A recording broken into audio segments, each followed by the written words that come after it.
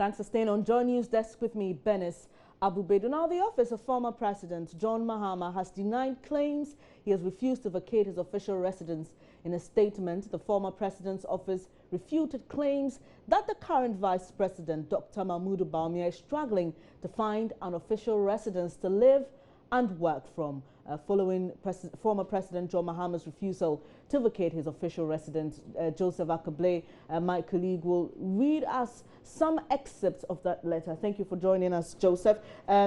Basically, what is this letter saying, and what are some of the highlights of the letter? So the letter talks about the fact that, contrary to the claim that is being peddled, that Dr. Mahmoud Bawumia doesn't have a residence, they said that is not the case. In fact, it's titled as "Ignore Claims About President Mahama's Residence," and a part of it says, the President of the Republic of Ghana has refused to vacate his residence. We wish to state and confirm that per information officially communicated to the newly inaugurated administration following the discussions by the Joint Transition Team, President Mahama will continue to maintain his current place of residence as his retirement home. So the point it is making is that there was some form of communication between the present government's transition team and the outgoing government's team, where they agreed that President Mahama should be handed that residence. Again, with regards to the residence being made available for the current vice president, says that they claim that Vice President Dr. Mahmoud Bawumia is stranded and has nowhere to stay, is mischievous and deliberately intended to embarrass President Mahama. The Vice President is expected to take up residence in a house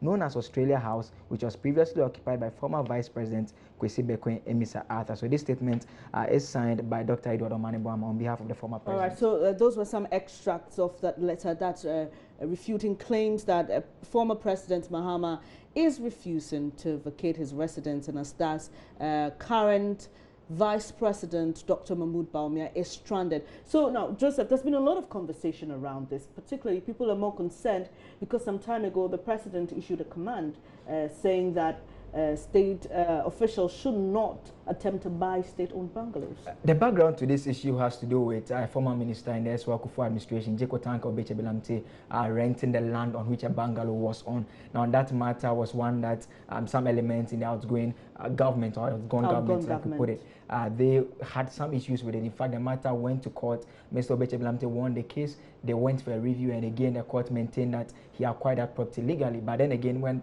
President Mahama won the election, he came out and issued a fiat saying that, advising or warning government officials to desist from such acts of attempting to purchase some bungalows. So that is the history behind this particular issue. That's why you have some people trying to draw parallels in between it. And so, apart from this particular issue, what are some of the other concerns that are being raised? Another one that has come up again has to do with the concerns that, I mean, once this is done again, it means that we are reinforcing some sort of precedent. And the question that is being asked is, in the event you have a new president coming in and the emolument report suggests that we should give the president a residence or the vice president a residence, what if that person opts that he wants that particular residence to be handed to him? Would that mean that we again have to build another resident? But interestingly, we've got some response coming in from the side of the government. Kojo Upon in Kroma, some few hours ago, spoke to Inshirado on the Joy SMS, and the point he was making is that, as far as it stands, it's a request that has been put in by the outgoing government, and they, as government, they are yet to decide as to whether to grant that request or not. All right, so between the time they decide to grant that request, what should the president do? Can he still stay there? As it stands, we know for a fact that he is still in the residence. Okay, right. Thank you very much, Joseph Accomodation. My colleague, Joseph Accomodation, bringing us some extracts from a letter signed by the office of the former president, saying that the news that he has refused to vacate his residence and the fact that that is leaving Vice President Mahmoud Bawumia stranded is not true. Now, away from that, remember the promise about Zongo Development Fund by the current administration in the lead up to the general election? Well, according to then running mate and now Vice President Dr. Mahmoud Bawumia at the launch of the party's manifesto at the Trade Fair Center, the fund is to help regenerate and review Zongos. He further explained the fund will take care of the health needs, businesses and education in these communities. So this morning, Joy News' Roland Walker visited one of such communities in Accra known as Fadama to gauge the anxiety of residents in anticipation of the establishment of this fund. You see, with sanitation, we really need it. As we are standing here now, you can feel or you can hear this, you can smell what is happening over here. You know, it's not conducive to be around here. Okay, because of the order of the Bad order, very bad one. following from the lettering of The cameraman can just zoom it and see it.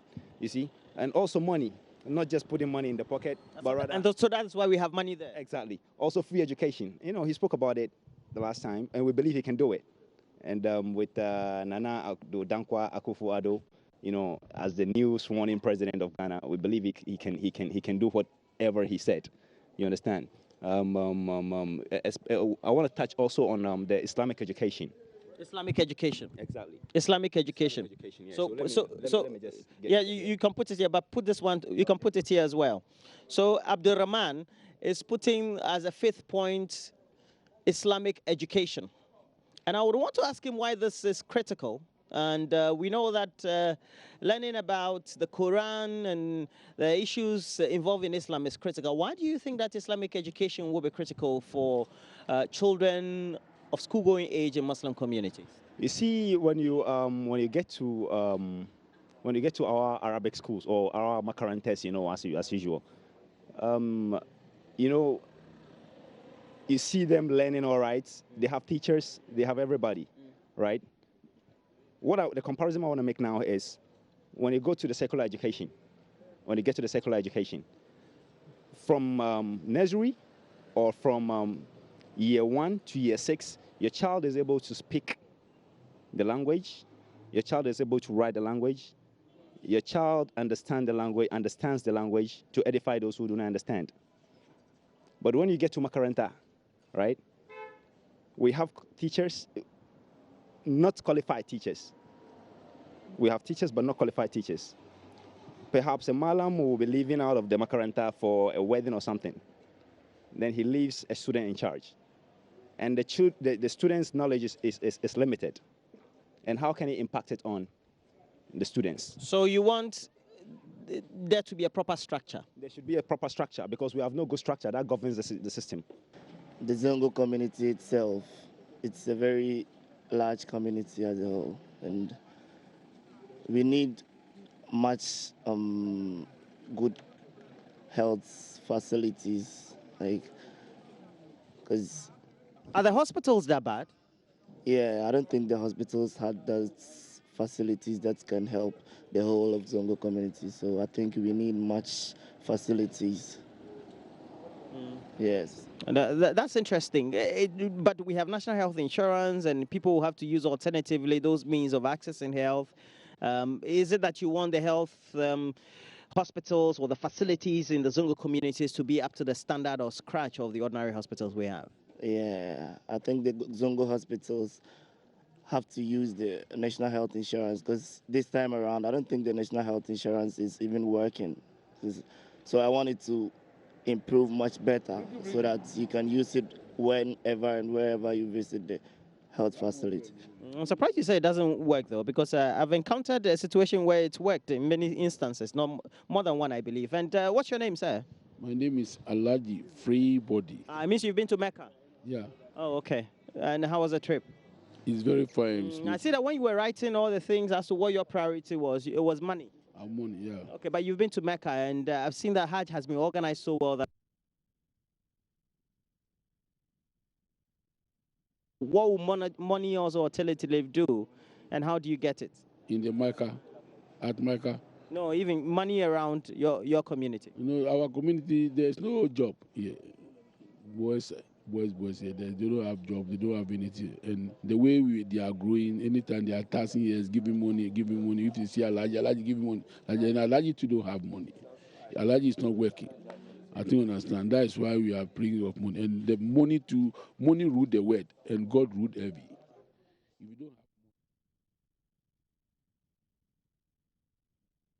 So we've heard from some residents in Fadama on the expectations of the Kufuor-led government as regards Zongo development. So what is the latest with this promise from the side of government? Nasara coordinator Kamal Dean Abdullahi has been offering some answers to my colleague Mamavi Owusu Abuaje.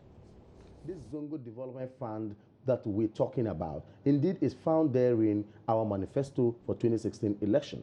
And I believe that in the wisdom of the President, Nana Addo Dankwa Akufo-Addo, he's going to work towards ensuring that such a flagship policy is instituted. Now, you were asking the question about what people have written. Now, I have brought this Zongo Development Fund because I just want us to understand that we have catered for and we have actually contemplated on working hard to ensure that issues of sanitation within the Zongos is actually kept. Now, clearly, with all respect to the inhabitants of Zongos, where I also belong anyway, you realize that you go to other areas and the way in manner we kind of throw rubbish or garbage is appalling. Also, city authorities, I believe, are not so much enhanced to ensure that there's directions given to people on how sanitation ought to be kept within their communities. So I guess that under Chapter 4, once we mentioned about Zongo Development Fund, and we spoke about some issues of sanitation under it, we spoke about issues of health under it, we spoke about issues of security under it, and education as well. I guess it's going to have some of these concerns that they've raised, cured, as it were, on sanitation. It's the first day of work for President Nana Akufo-Addo, but what are the economic issues he has to deal with? Emmanuel Abuaje-Biafe has more in business right after this.